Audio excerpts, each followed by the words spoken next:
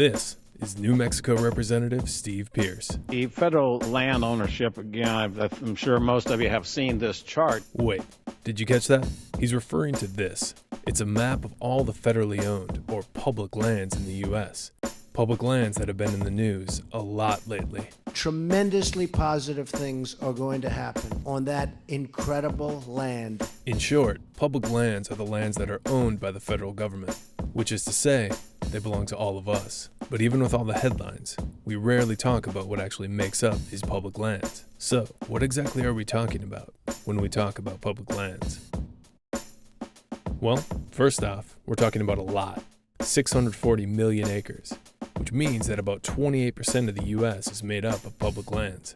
As you can see, these lands are highly concentrated in the West. In these 11 western states, that number jumps to 46.4%. Alaska alone is 61.3% publicly owned. Now these numbers seem massive, and amazingly, the Congressional Research Service says that total federal land in the United States is not definitely known. Yet that's largely because there's no single entity that controls it all. Instead, public lands are managed by a number of different agencies for different purposes.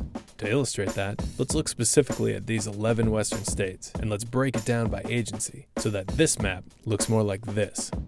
First, let's exclude the Bureau of Indian Affairs lands. Most of these lands are held in trust on behalf of the indigenous tribes and are not technically owned by the federal government. Second, the Department of Defense lands. These are almost all military bases that serve a very specific purpose. What we're left with is 4 agencies that manage the bulk of America's public lands.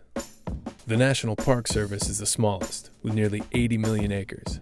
The NPS works to very strictly conserve the lands they manage, and their charge includes all the big names, like Yellowstone, Yosemite, Glacier, and Grand Canyon National Parks. Next is the Fish and Wildlife Service, with nearly 90 million acres, much of it in small plots, with the #1 goal to conserve plants and animals. After that is the Forest Service, with over 190 million acres, most of which is in the form of national forests. Fun fact, you can camp nearly anywhere in a national forest. It's called dispersed camping. Look it up. And that gets us to the big one, the Bureau of Land Management, with nearly 250 million acres. And this tends to be the controversial stuff. The Bureau of Land Management has to balance multiple uses on the land it manages, including recreation, grazing, timber, watershed, wildlife and fish habitat, and conservation. And it's the balance of these uses that causes most of the headlines. So, the next time you see a story related to public lands, remember this. Those 640 million acres that the federal government owns, they're not being held from you. They're being held for you.